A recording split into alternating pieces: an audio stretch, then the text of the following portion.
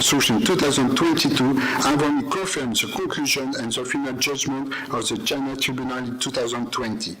That forced organ harvesting has been committed in China and that Falun Gong practitioners are probably the main source of the organ supply.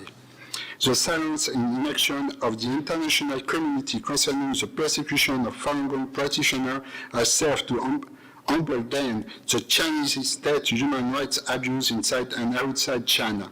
Dissemination of COVID-19, violent takeover of Hong Kong, and political and military aggression of the South China Sea, amongst many others. This conference could provide a platform to review the past UN member state recommendation during the last three China UPR with regard to the persecution of Falun Gong practitioners. Additionally, it could give us an opportunity to delve into the historical origin of these operations considered by experts as a cold genocide.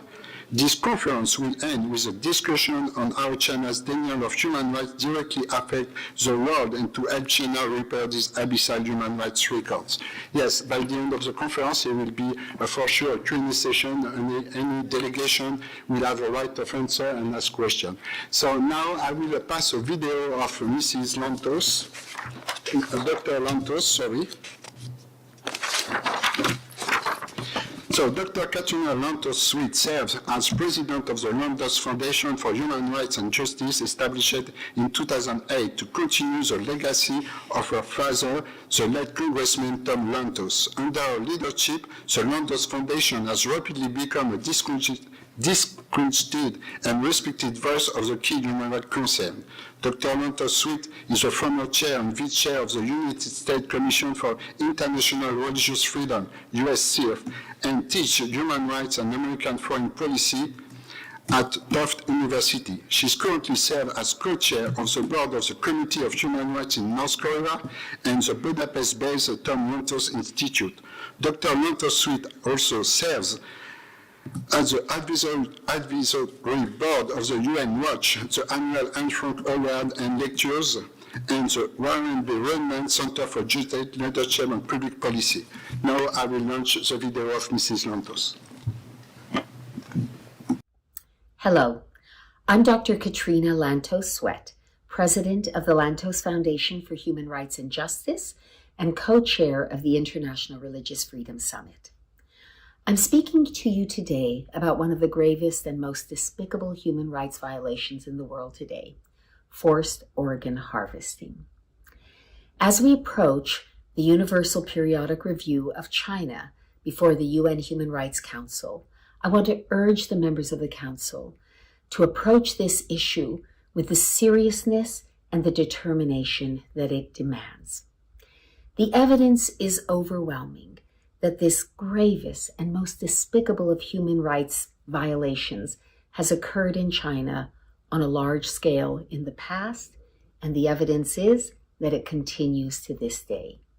The work of the China Tribunal was critical in this regard, but there are other human rights investigations that confirm this disturbing information. It will not be possible for the world to view the UN Human Rights Council as a body with integrity and one that is seeking to fulfill its purpose unless this issue is seriously confronted. Who are the victims of this horrific crime? It is overwhelmingly religious persecuted minority groups, first and foremost the Falun Dafa, and also the Uyghur Muslims. This is a time for courage, this is a time to show backbone, and this is a time for the world to tell the truth about one of the most disturbing of all possible violations of the very essence of human rights, the dignity and inviolability of the human being, the human individual. This is utterly trampled upon by this despicable practice. It is my hope and the hope of millions around the world that at this very important Universal Periodic Review, China will be held to account for this grave violation, for its complicity in allowing and pursuing this horrific practice, and that finally we will be able to focus the attention of the world on eliminating this scourge and this evil practice forever. Thank you. I will give you the floor to Sir David Matas. Thank you. So I will just introduce you, and after I give you the floor. David Matas has been actively involved as Director of the International Defense and Aids Fund for South Africa in Canada, Director of Canada-South Africa Cooperation, Co-Chair Canadian Helsinki Watch Group, Director of Manitoba Association of Rights and Liberties, Amnesty International, Knight Canada, the Canadian Bar Association, the International Commission of Jurists, Canadian Jurist Congress, and Canadian Council for Refugees. He represented Lei Ching-Xing in his extradition proceedings. He is also counsel for justice for Jews and Arab countries, and is a co-author of Jews, Refugees for Arab Countries, the Case for Rights and Redress. He presented various papers on the legal issue of persecuting war criminals in Bangladesh. Organ harvesting of Falun Gong practitioner in China. Organ harvesting from Falun Gong practitioner in China and persecution of Falun Gong organ harvesting. In 2006, with David Gilmour, he released the Gilmour-Matas report, which stated the source of 41,500 transplants of the 6 years period 2000-2005 is unexplained, and we believe that there has been a continuous today to be a large-scale organ seizure from unwilling Falun Gong practitioners. In 2009, they published the updated version of the report as a book. So, Mr. Matas, the floor is yours. Thank you very much. I want to briefly just talk about developments on the file of organ transplant abuse in China since the last Universal Periodic Review for China in 2018. And I have 9 I wanted to point out. One development was the China Tribunal, which Dr. Lantos referred to, which in a March 2020 judgment concluded that the mass killing of Falun Gong for their organs had occurred and was occurring beyond a reasonable doubt. The second development I would mention is the June 2021 joint statement by 10 United Nations Human Rights Council experts expressing concern and alarm about reports of forced organ harvesting in China. The third development I will mention was an October 2021 response by the government of China to this joint statement of UN rapporteurs. That joint statement was filled with statements that were easily identified as wrong. For instance, they said, with respect to guaranteeing the detainees' rights to be informed of the results of medical tests imposed upon them in prisons and detention centers, the Chinese government was bold enough to say that there are no cases where the persons examined in detention facilities are not informed of the results of their medical examinations. Yet there are many witnesses who can testify to the contrary.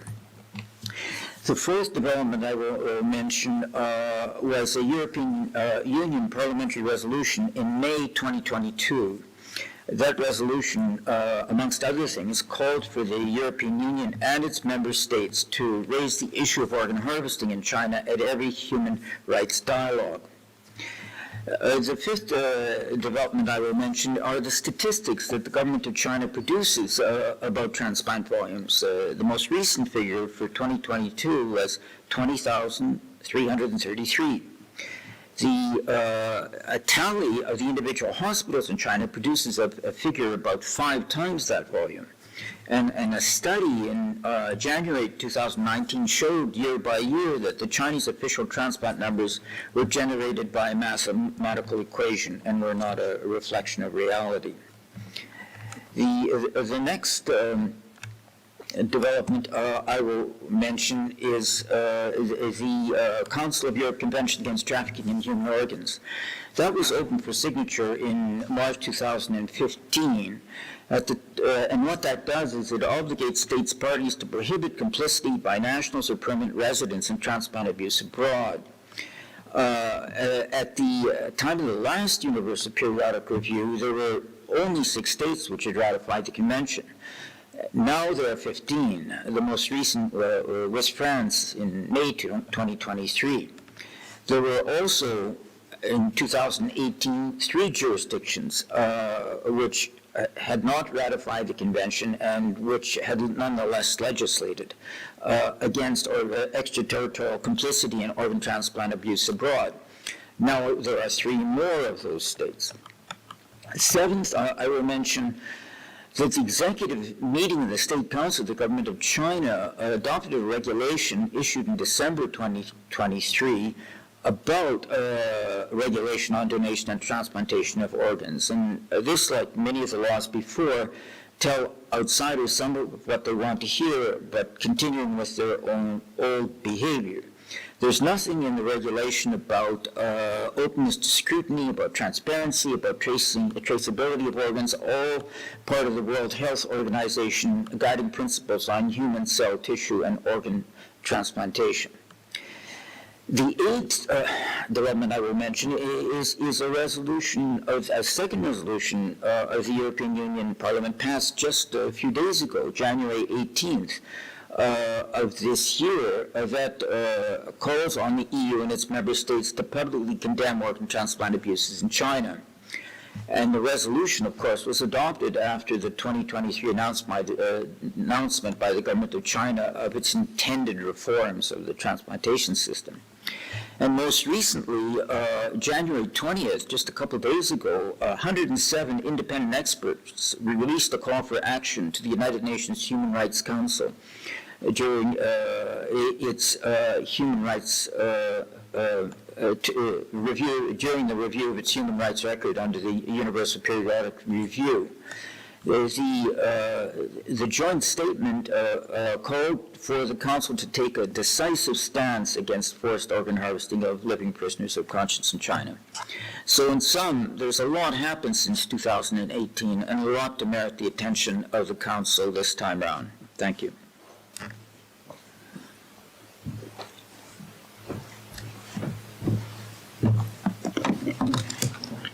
Thank you, Mr. Matas, for your introduction. So now I will introduce our next speaker. It will be a video message from Benedict Roger. He's a British human rights activist and journalist based in London.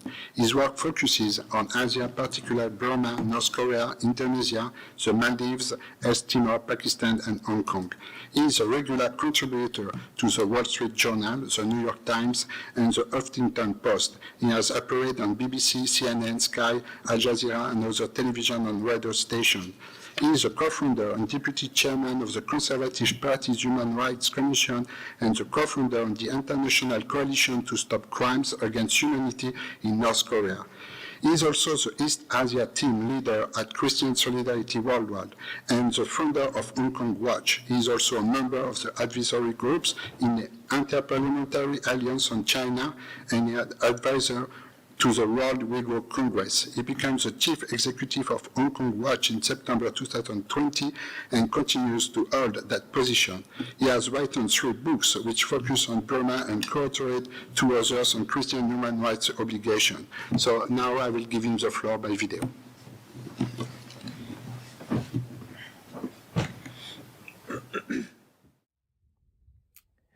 Good morning. It's a great privilege and pleasure to join this very important press conference by Doctors Against Forced Organ Harvesting on the issue of forced organ harvesting in China ahead of tomorrow's really important Universal Periodic Review of China at the United Nations in Geneva.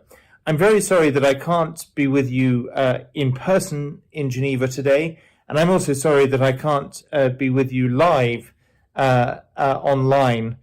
This is a very busy week for all of us who are concerned about human rights generally and particularly in China with the UPR of China tomorrow. And I have a number of other commitments, and I also thought it was safest to pre-record this message of support that can be shared at the press conference. But I want to say that I am delighted and very proud, of course, very sad in the circumstances because it's such a tragic issue, but I'm delighted to join with friends around the world in signing an open letter that Doctors Against Forced Organ Harvesting organized And I really hope that member states at the United Nations, amongst the wide range of human rights issues that they will all rightly wish to raise at the UPR, whether it's the genocide and crimes against humanity against the Uyghurs, the atrocities in Tibet, the persecution of Christians, the dismantling of Hong Kong's freedoms, the rule of law and democracy, the increasing repression in southern Mongolia, the crackdown on dissent in China, whether that's the repression and the imprisonment of human rights defenders, lawyers, bloggers, journalists, reporters, whistleblowers, and civil society activists, and so many other issues that rightly deserve attention. But the persecution of Falun Gong practitioners and the crime of forced organ harvesting really must rank among the very worst, most barbaric atrocities committed by the People's Republic of China and the Chinese Communist Party. And therefore, I hope it will feature in tomorrow's UPR. I first became aware of the issue of forced organ harvesting some years ago, before 2016, but it was in 2016 that, in my capacity as Deputy Chair and co-founder of the UK Conservative Party Human Rights Commission, that I organised a hearing, firstly in the middle of 2016, on human rights in China broadly in the British Parliament. And in that hearing, we received substantial evidence from experts such as Ethan Gutman, David Kilgore, David Matus, and Falun Gong practitioners such as Anastasia Lin about the widespread nature of forced organ harvesting. And so as a result of that, and on the strength of that, we organised a specific follow-up hearing later in 2016 in the British Parliament, specifically on forced organ harvesting. And as I got more familiar with the issue and came to understand the issue more, I was privileged to play a part in helping to initiate the independent tribunal, the China Tribunal, to investigate this issue. I went to my good friend Sir Geoffrey Nice, KC, one of Britain's most prominent barristers who had led the prosecution of Slobodan Milosevic. And I asked him initially whether he would provide a legal analysis, a legal assessment, a legal opinion of the evidence of forced organ harvesting. And he said, why don't we do something more than that? Why don't we do an independent tribunal? Well, that tribunal concluded, it was set up, it was totally independent of me, totally independent of Falun Gong.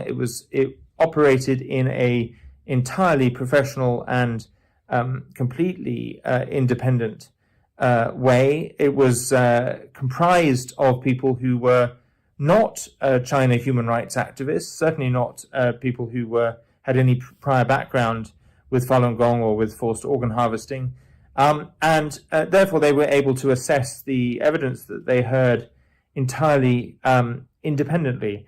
And that China Tribunal, and their judgment is available online, all the proceedings are available online, came to the conclusion that this issue of forced organ harvesting in China is continuing on a widespread and systematic basis, and that it does amount to a crime against humanity. And in the words of the judgment, countries that, and indeed anybody that deals with the government of the People's Republic of China should, in that light, be aware that they are dealing with a criminal state. Those are the words, not my words, those are the words of the independent China Tribunal. That was in 2019. They did a fuller judgment that reinforced that early in 2020. And therefore, I think that this has all come out since the last UPR, which for China took place in 2018. And therefore, I believe that the judgment of the China Tribunal, the ongoing persecution of Falun Gong practitioners, the continuing practice of forced organ harvesting must feature in tomorrow's UPR. So I was pleased to sign the open letter. I'm pleased to express my support today for this press conference. I'd be very pleased to offer any follow-up information that I can if anyone desires. I've written widely on this topic, opinion pieces and reports that can be found via Google. But I just conclude by saying that the China Tribunal's judgment should be studied seriously. It should be referred to as widely as possible in tomorrow's UPR. And I wish you all every success, and I hope as many member states as possible will raise these very profoundly important issues. Thank you. Okay, thank you. Now I will give the floor to our next speaker by Zoom, to Wendy Rogers. So Wendy Rogers is Professor of Clinical Ethics at Macquarie University, Australia, for her role as a registered Australian charity International Coalition to End Transplant Abuse in China, ITAC. Rogers serves as ITAC Director and chairs its International Advisory Committee. In that capacity, Rogers writes public, professional, and governmental awareness on forced organ harvesting from prisoners of conscience in China. Mrs. Rogers, the floor is yours. Thank you very much. I'd like to acknowledge that I'm speaking in Australia from the lands of the Camaragal clan, the Eora Nation, who are the indigenous owners of this part of Australia where I am, and I acknowledge their leaders, past, present, and emerging. It has been established beyond doubt that the Chinese Communist Party sanctions the murder of prisoners of conscience in order to harvest and sell their organs. The principal victims of this evil practice are Falun Gong practitioners who follow the Buddhist school practice of Qigong and Uyghurs. The evidence for this dates back nearly 20 years, and as we've just heard from my colleague Benedict Rogers, in 2020, the independent China Tribunal, following extensive independent investigation, established that forced organ harvesting and the associated acts constitute crimes against humanity. Specifically, the crimes include murder, extermination, imprisonment and other physical deprivation of liberty, torture, rape and other forms of sexual violence, persecution on ethnic, cultural and religious grounds, and enforced disappearances. In my own academic work, I have shown that Chinese transplant research contains multiple ethical breaches, including demonstrably false claims about where the organs come from that are dealt with in the transplant research. This is very worrying because the Chinese transplant research is published in reputable Western English language journals and then used by other people. However, using, publishing, and failing to retract this unethical research that is implicated in human rights breaches creates complicity for those who indulge in those additional ethical failures. Human rights abuses are like ink spreading in a pool. It's not limited to the drop of ink that goes in, but it contaminates all the rest of the pool. And as the international humanitarian legal firm Global Rights Compliance has spelt out in their work in 2022, there are human rights abuses and associated risks of complicity when anybody engages with China in relation to their transplant research. In their 2022 legal advisory report and policy guidance, Global Rights Compliance pointed out very clearly that anyone who engages with China in the field of transplant risks complicity in the human rights abuses that we know are at the heart of Chinese transplant medicine. I therefore call on all nations to take this opportunity of the periodic review to challenge China on its persecution of, in particular, Falun Gong practitioners and members of the Uyghur community. China must stop the state-sanctioned murder of these prisoners of conscience for their organs. In addition to calling on governments to act, I also would like to remind individuals of their own potential to make a difference in terms of human rights. Anyone who acts with China in the field of organ transplantation should halt those interactions until China demonstrates that it has stopped killing prisoners of conscience in order to sell its organs. I think and I hope that by acting in concert as individuals, as universities, as medical centres, as journals, as research teams and as governments, that we may do something to stop the evil that is happening in terms of the human rights abuses in China. Thank you.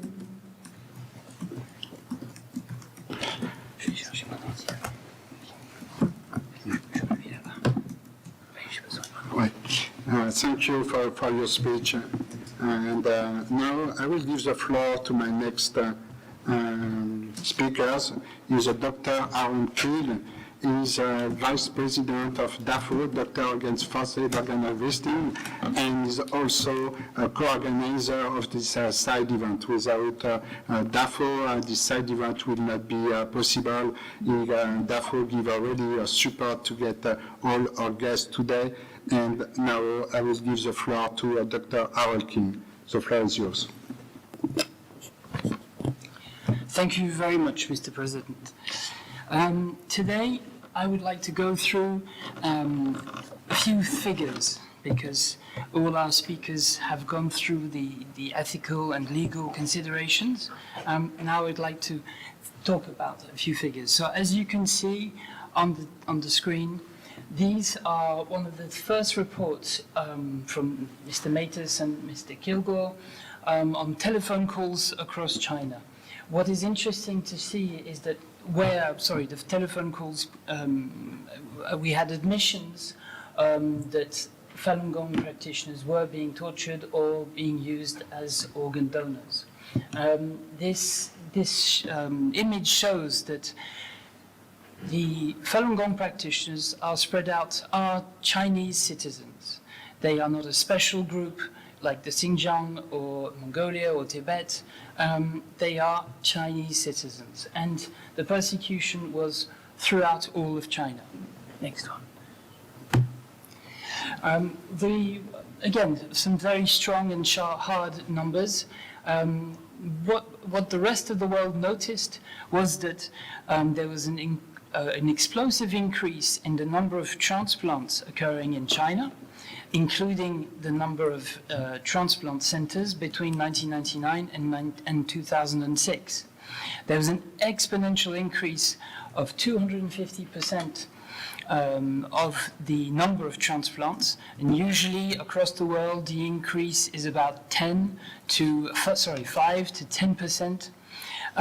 So this 250 is really a massive increase. And the other factor that's really specific to this case, to forced organ harvesting, is that waiting patients from around the world only had 15 days to 1 month waiting time.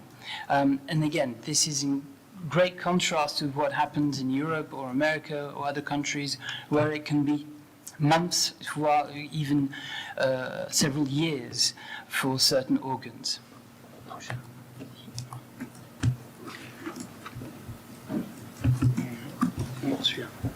So this curve, I wanted to show you again the difference between America, China, or the People's Republic of China, and other European countries. How the progression in transplants have increased gradually for most countries, and we have this curve that's atypical for the People's Republic of China. And looking at this curve a little more closely, we can see there's this incredible increase at the beginning of the curve. So, talking about the organ donor system,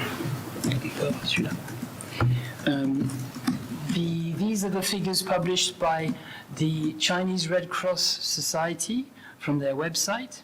And again, we have this interesting increase that's unexpected, where on 2 occasions the number of organ donors or potential organ donors have increased by exact figures on 1 single day.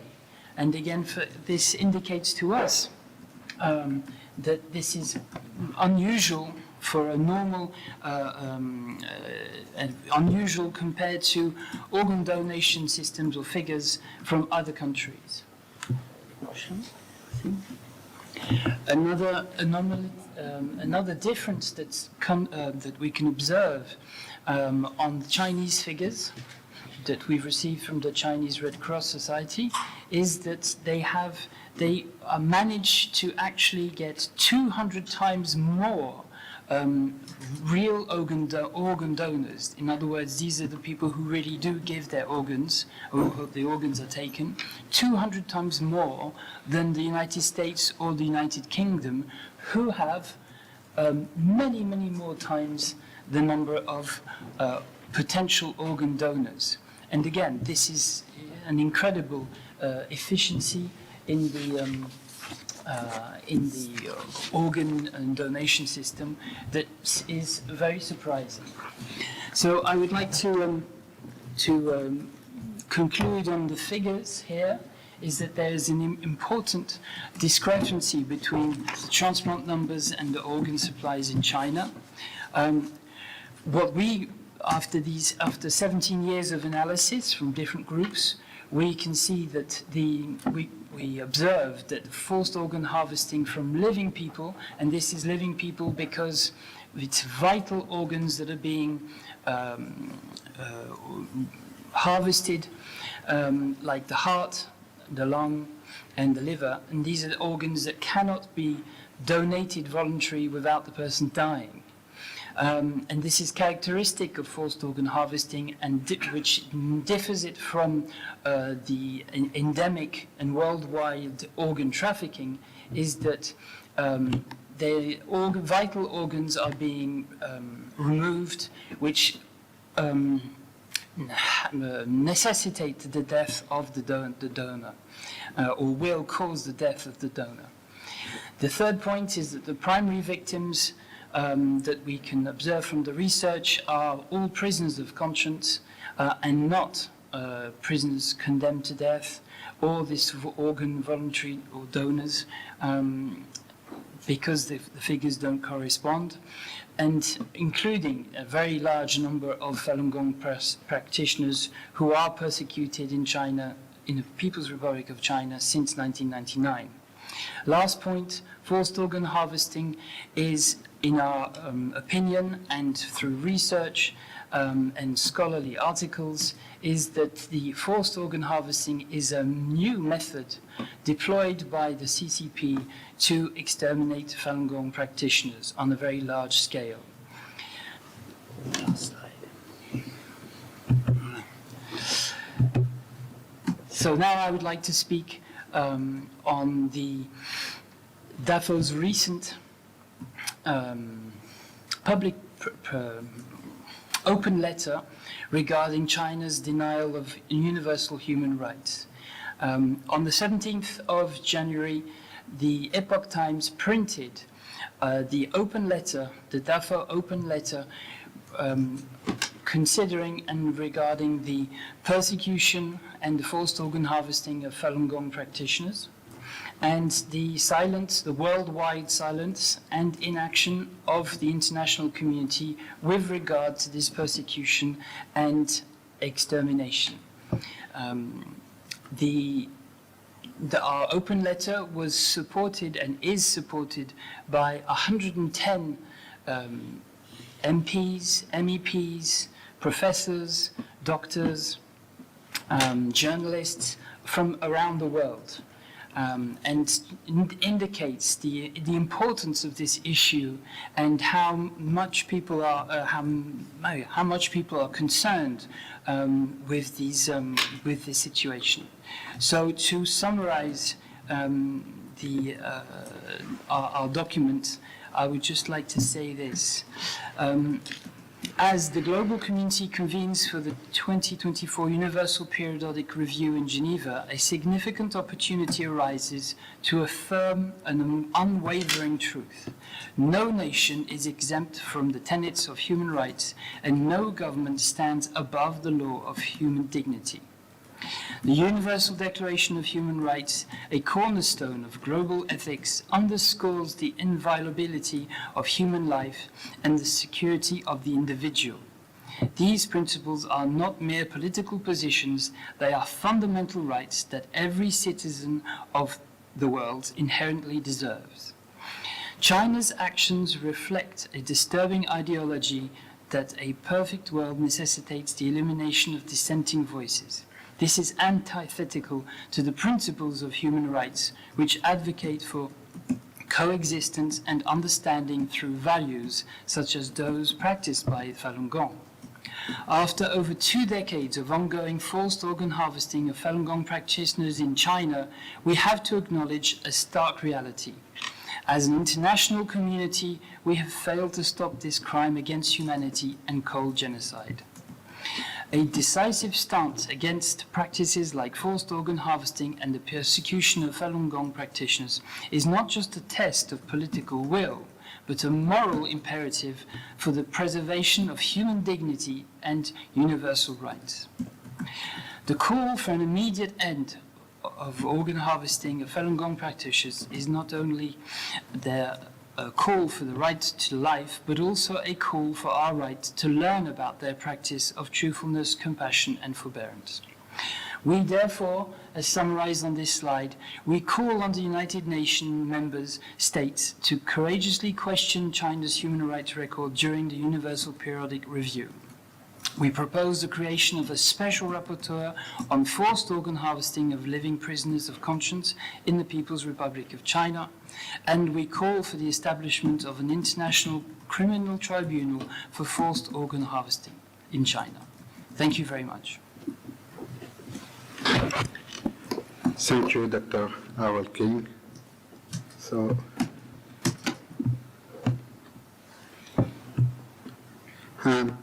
Sir Edward McKellen, did you hear us? I can hear you, yes. Okay, very good. So I will just introduce you, and after I will give you the floor. So, Sir Edward McKellen Scott is a non-party British politician. He was a member of the European Parliament's MEPs 1984 to 2084. He was the last and longest serving British Vice President of the European Parliament, elected 4 times, 2004 to 2014. Sir Edward McKellen Scott, the floor is yours. Thank you very much indeed. As you said, I was a member of the European Parliament from the UK from 1984 to 2014. And for the last 10 years, I was the Vice President, re-elected 4 times, and my portfolio was human rights and democracy.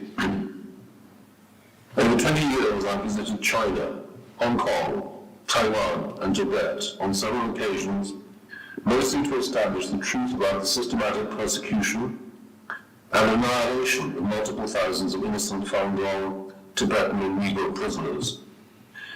This genocide, as established by the 2018 London Tribunal, to which I gave evidence, and US authorities, has not yet been acknowledged widely enough by the world community, but it will not go unpunished. I'm grateful to you for your attention to this brief statement, which cannot adequately represent the atrocious suffering by multiple thousands of Chinese citizens. I've campaigned to draw attention to the brutal and systematic persecution by the Chinese regime of practitioners of Falun Gong, a Buddhist and spiritual movement with 70 to 100 million adherents in 1999. They have been persecuted by the most paranoid, brutal, and arbitrary regime in world history, which has killed 70 million of its own people, 38 million through starvation. I welcome this inquiry into the systematic process of imprisonment without trial, escalating torture, and the murder of thousands of innocent people under torture. There is the added horror that vital organs are being removed from living Falun Gong prisoners for the lucrative organ transplant trade conducted by the People's Liberation Army, usually resulting in death. This goes beyond man's inhumanity to man. It amounts to genocide under Article 2 of the Genocide Convention. My campaign began in May 2006 when I visited China on a fact-finding mission. In Beijing, at great personal cost to their risk to them, I interviewed former Falun Gong prisoners. One, Cao Dong, told me that his best friend disappeared from his prison cell. Falun Gong later saw his naked body in the prison morgue with holes where vital organs had been removed. Xi Jinping appealed to him on behalf of his wife, Zhang Yangying, who had been in Beijing forced women's labor camp since June 2005 and so severely tortured that she suffered a coma in April 2007.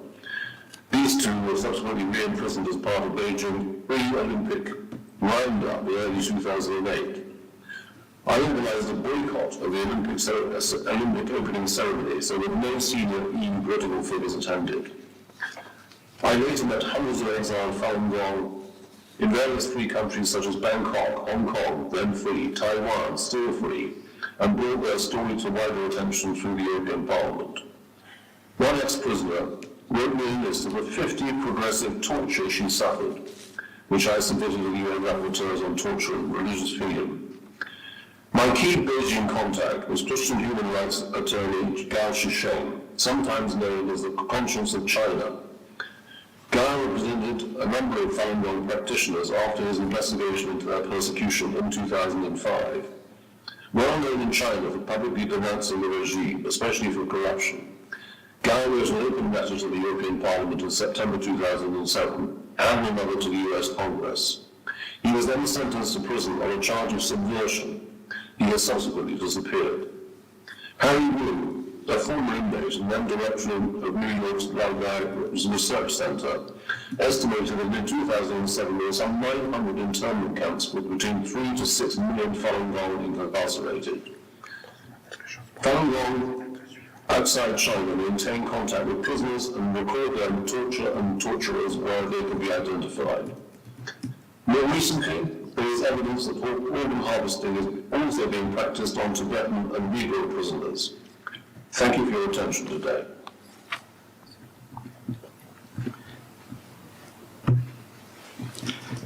Thank you for your presentation and thank you for your speech. Now I will go back to my place to give the floor to my next speaker.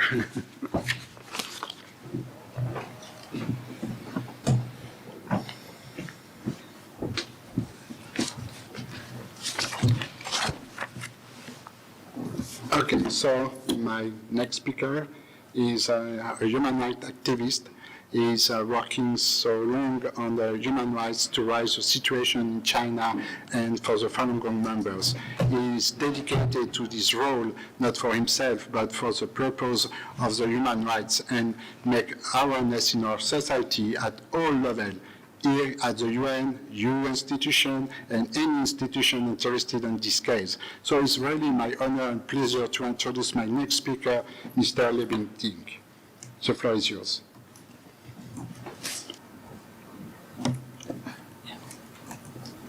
Good morning, ladies and gentlemen. Thank you so much, Mr. Waller, for your invitation. Recently, the number of Falun practitioners' deaths documented by Minghui, an overseas website covering the persecution of Falun Gong from first-hand accounts inside China, surpassed 5,000.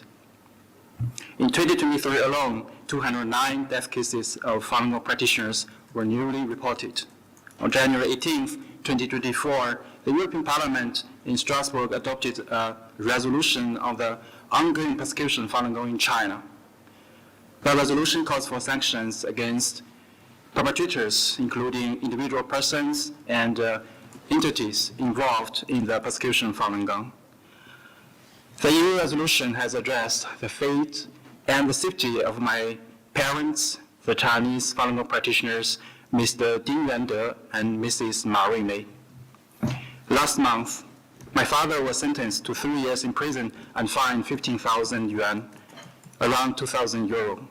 As of today, my father has been detained illegally in the Yuzhou City Detention Center, province Shandong, for more than 8 months, and no family members have been allowed to visit him. My father's trial was among a wave of show trials against Falun Gong practitioners between November 28 and December 7, 2023.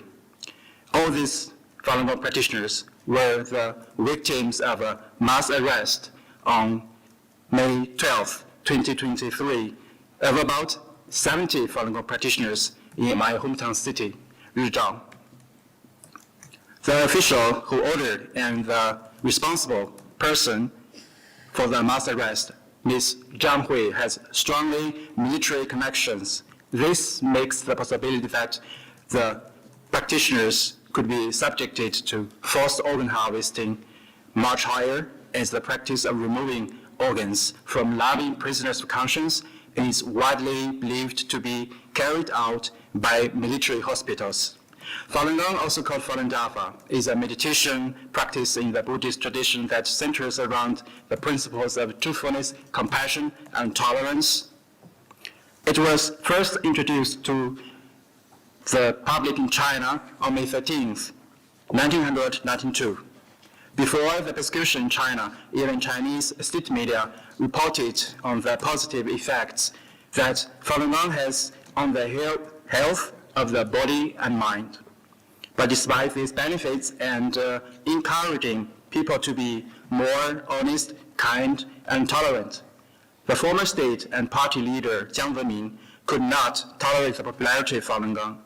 According to Chinese government estimates, by 1999, some 70 to 100 million Chinese, from farmers like my parents and engineers to higher-ranking politicians and military officers, were practicing Falun Gong.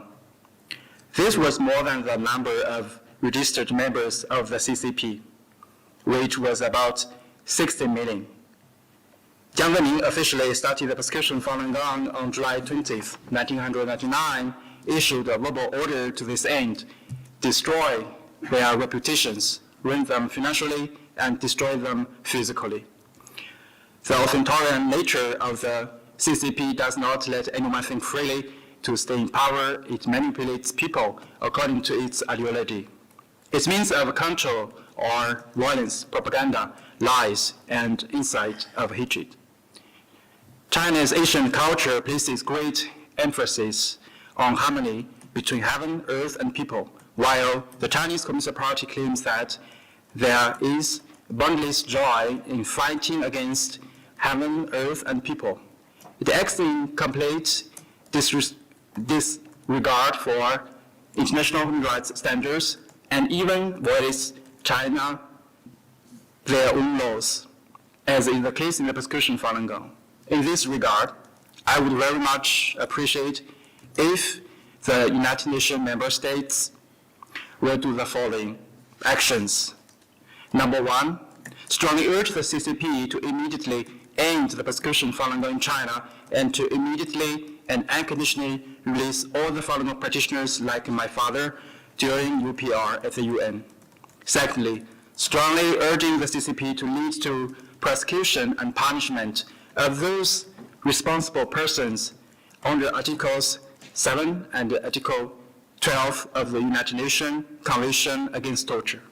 Thirdly, please make your best efforts to disqualify the seat of People's Republic of China in the United Nations Human Rights Council. Fourthly, request the EU and your government to use the EU Global Human Rights Sanction Regime and national human rights sanctions regimes against all perpetrators and entities that have contributed to the persecution of Falun Gong practitioners in China and abroad. Fifthly, ask your government's embassy to China for assistance in selecting information in investigation on the forced organ harvesting of prisoners of conscience. Lastly, request your government's embassy to China to monitor the court process of Falun Gong practitioners like my father, as well as to visit them in detention centers or prisons. The persecution of Falun Gong is not only persecution of Falun Gong practitioners, but also persecution of humanity. It's a crime against humanity because truthfulness, compassion, and tolerance are universal human values. Thank you so much for your attention, and thank you so much for efforts in ending this crime against humanity. Please help free all Falun Gong practitioners in China. Thank you. Thank you for your testimonies. So now I will move to my next speakers. And it's also an honor to have him because we have been working for years together on many human rights issues and this issue. So I will introduce Marco Respinti. He's an Italian professional journalist, member of the International Federation of Journalists, author, translator, and lecturer. He has contributed to and contributes to several journals and magazines, both in print and online, both in Italy and abroad. Author of books and chapter in books, he has translated or edited works by different writers. A senior fellow at the Russell Kirk Center for Cultural Renewal.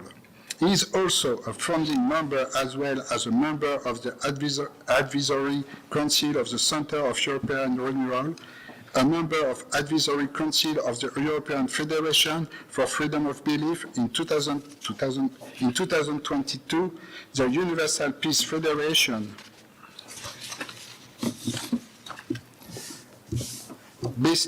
bestowed him, among others, the title of Ambassador of Peace. From February 2018 to December 2022, he has been the editor-in-chief of the International Family News. He serves as director-in-charge of the academic publication, the Journal of Sechnur and Bitter Winter, a magazine on religious liberty and human rights. So, Mr. Respinti, the floor is yours. Thank you, Mr. Wall. It's a pleasure to be here with you today. And I salute CAP-LC, Coordination des Associations et des Particuliers pour la Liberté de Conscience, and Doctors Against Forced Organ Harvesting, or DAFO, for leading the cause of religious liberty and human rights in the People's Republic of China. The violations systematically and cruelly perpetrated by the PRC target, in fact, many religious and ethnic groups, such as Uyghurs and other Turkic people living in Xinjiang, that its non-Han inhabitants call East Turkestan, who are Muslims, Tibetans, Southern Mongolians, Protestants, Catholics, Buddhists, Taoists, Falun Gong practitioners, believers of the Church of the Almighty God, and others. Thanks to COP and DAFO, today's events in such august location, the Palais des Nations in Geneva, focuses on the obscene refusal of the Beijing government to live up to acceptable standards in the field of human rights for all its citizens, concentrating its attention on the fate of Falun Gong practitioners. And speaking as one of the last panelists today, inevitably I will repeat a few things, but that will sound as a kind of recap for this important event. The most recent edition of its annual report on the persecution of its members, published by Falun Gong on January 9, 2024, just a few days ago, shows that the Chinese repressive machine is working promptly.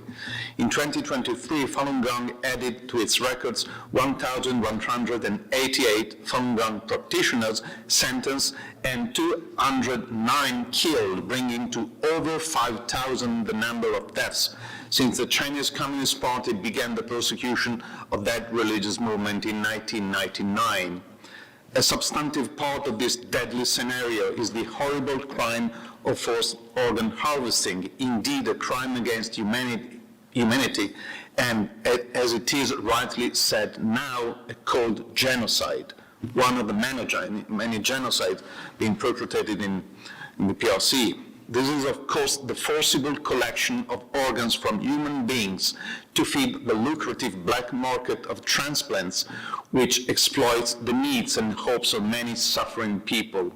The analysis of the organ harvesting horror against Falun Gong began in 2006 to grow and develop, thanks to the scholarly efforts of Mr. David Matters, a respected panelist in today's hybrid event. It's an honor to speak just after him. The late David Kilgour, then Ethan Goodman, as well as Thorsten Trey, the founder and executive director of the medical ethics advocacy group, DAFO. Several organizations took their work seriously. Beyond DAFO itself, notably the International Coalition to End Transplant Abuse in China, the China Tribunal between 2019 and 2020, and international initiatives as the Universal Declaration on Combating and Preventing Forced Organ Harvesting in 2021. All these efforts contributed much to at least three important legislative and political documents. The Stop Forced Organ Harvesting Act of 2023 passed almost unanimously by the U.S. House of Representatives on March the 27th, 2023, then the European Parliament resolution of May the 5th, 2022, and the very recent, just a few days ago, we mentioned that already, European Parliament resolution of January the 18th this year. These acts of international weight and high moral standard have immense value. Still, not all that is needed has been done yet. Passed in the U.S. House, the Stop Forced Organ Harvesting Act of 2023 is stalled in the U.S. Senate. In parallel, despite its magnitude and seriousness, the cold genocide of organ harvesting in the PRC is still underreported and underestimated. Too many interests are, in fact, at stake internationally. The Chinese black market that profits from organ harvesting counts on the objective complicity of several medical schools and hospitals in the West, guilty at least of not questioning the supply of organs they operate with. In a September 2022 report on, quote, China's lack of medical ethics that perpetrates ethno-religious genocide, end of quote, former Vice Chair of the U.S. Commission on International Religious Freedom, Nina Xi, and Katrina Lantos, we just heard from her, former chair of that same body, denounced the, quote, American transplant sector that, while adhering to medical ethics at home, openly supports China transplant doctors and industry, end of quote. They continued by stating, quote, some in the American medical community apparently collaborate in the hope of persuading their Chinese partners to ensure organ donation is indeed voluntary. But when blocked from verifying claims of reform, these same U.S. institutions accept China's word at face value and even praise, and there are links to the praise, its progress. They are not alone in buying China's lies, end of quote. For example, in November 2019, the BMC Medical Ethics Journal observed, quote, the World Health Organization, the Transplantation Society, the Declaration of Istanbul Custodian Group, and the Pontifical Academy of Sciences have all provided endorsements of the reforms based on what appears to be contaminated data. End of quote. Lamenting, quote, Western indifference to this issue, Xi and Lantos commented that, quote, the evidence is too compelling to persist in that naive belief of considering organ harvesting too bad to be true, and conclude that until compliance with international ethical norms is verified, the American transplant sector should halt all collaboration with China's. And of course, that can be extended far beyond America itself to many other countries. And building on that, I conclude today by saying that until decent democratic governments clearly ban all collaboration with the murderous PRC forced organ transplant industry, Falun Gong practitioners and other guiltless victims will pay the cost of a depraved trade with their innocent blood, of which the whole world is co-responsible. Thank you.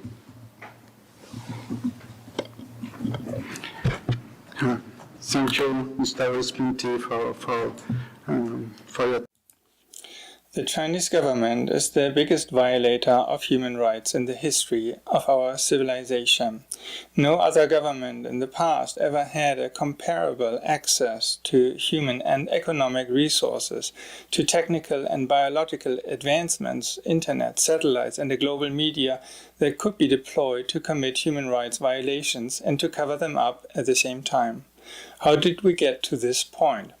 The communist regime in China has taken over 1 billion Chinese people hostage. This has allowed the regime to establish a base. It also has taken dozens of UN member states hostage through its sophisticated Belt and Road Initiative. While money lending in medieval times affected only individuals, China's Belt and Road Initiative holds entire countries on a short leash. And last but not least, even free market countries are voluntarily tied to China through economic trade.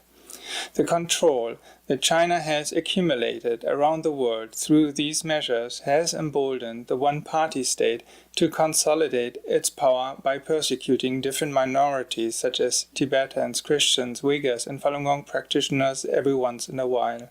These periodic persecutions are measures to keep the rest of the Chinese population under control. A Chinese saying captures it quite well: kill the chicken to scare the monkey.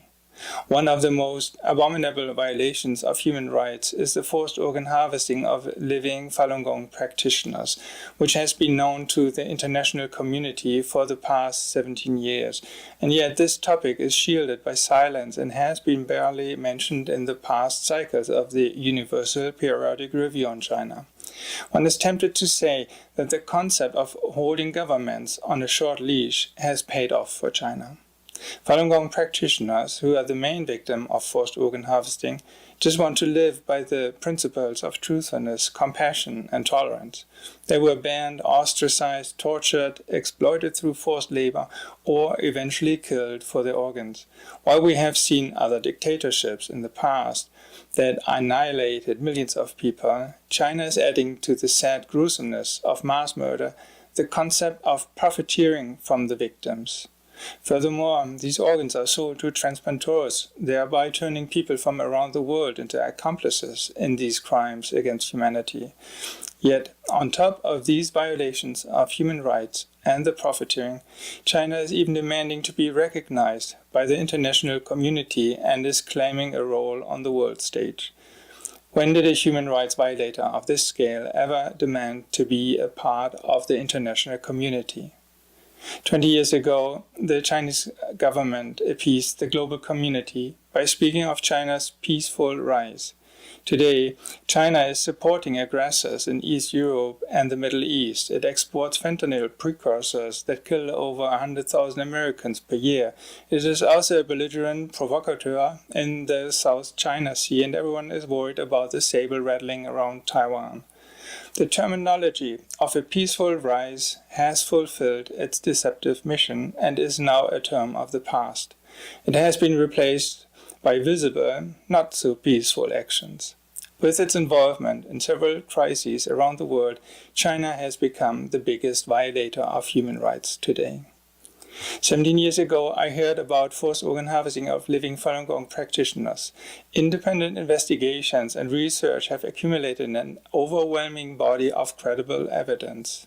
Every year, I have thought about the question, what type of government kills its own people for their organs? And every year, I have wondered, if a government commits forced organ harvesting of living people, what is it willing to do next? If we don't speak up now to stop China through our words and actions, we might wake up one day and realize that our human rights that we all cherish so much are gone.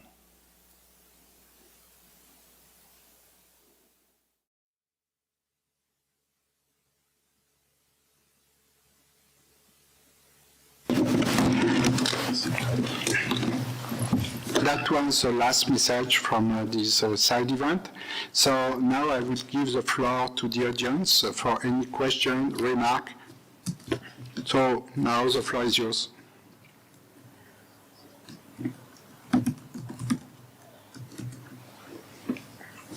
No question? Okay, so before to end this side event, I will ask my speakers if they want to give a last words before to end. Marco?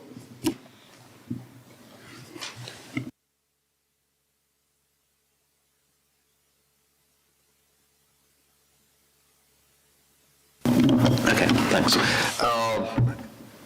After building on what we heard today, I think that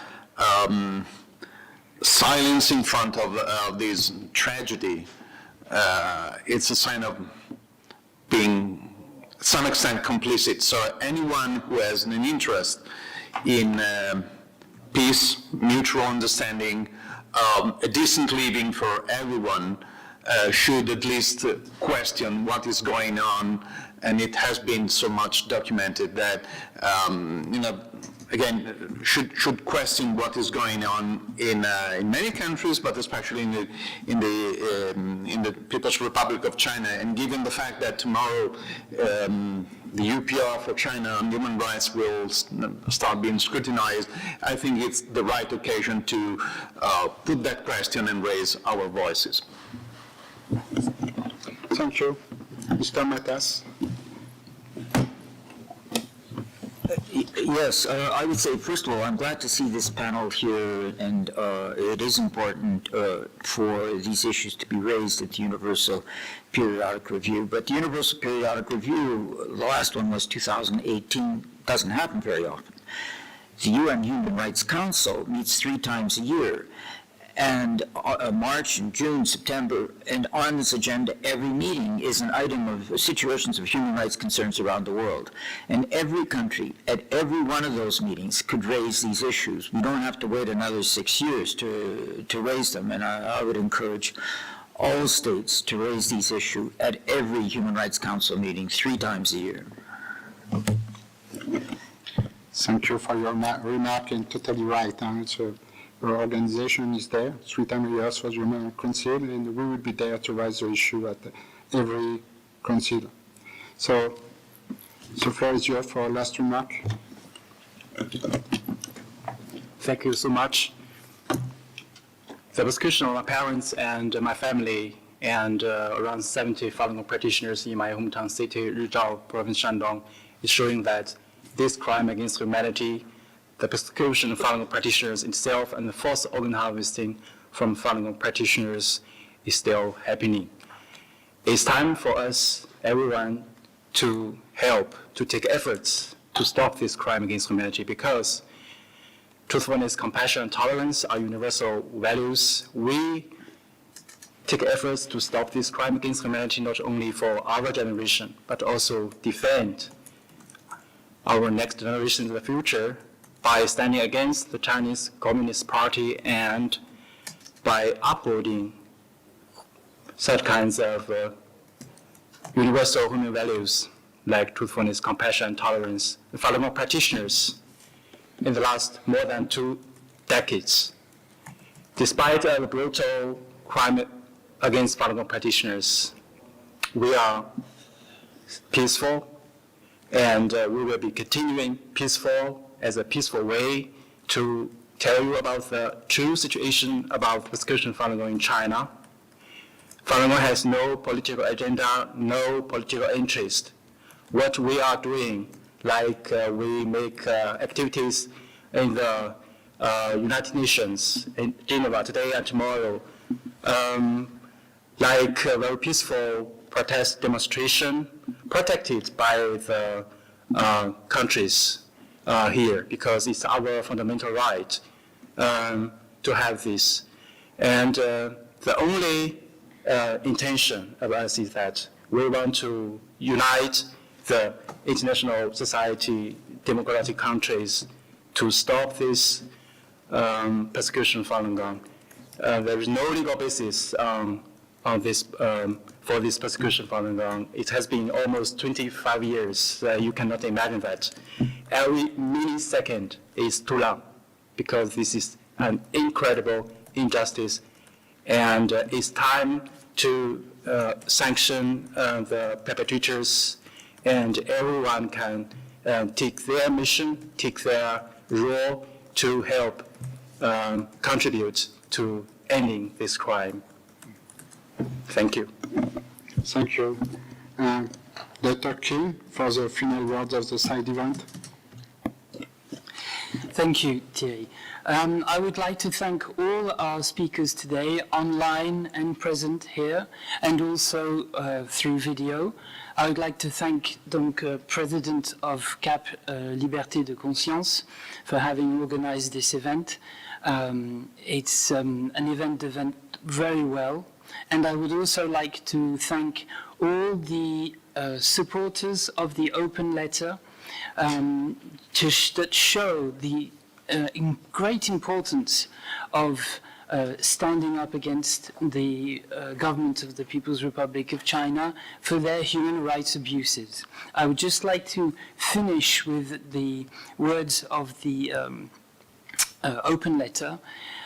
No nation is exempt from the tenets of human rights, and no government stands above the law of human dignity.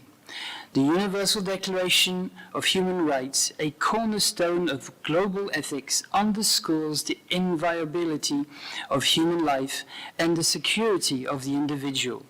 These principles are not merely political positions, they are fundamental rights that every citizen of the world inherently deserves.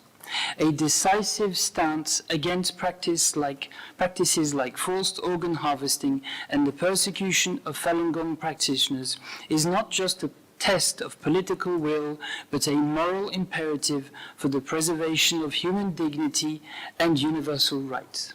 Thank you. Thank you. So before to end, I will thank also the ECOSOC organization that co-organized the side event with me, the Romanian Independent Society of Human Rights.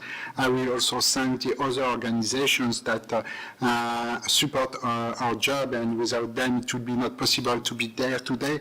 Is the Doctor Against Forced Organ Harvesting, is Taiwan Association for International Care of Organ Transplants, is Korean Association for Ethical Organ Transplant and Transplant Tourism Research Association, and another French one, Association Initiative Citoyenne. So I thank all of them to our support for this side event today.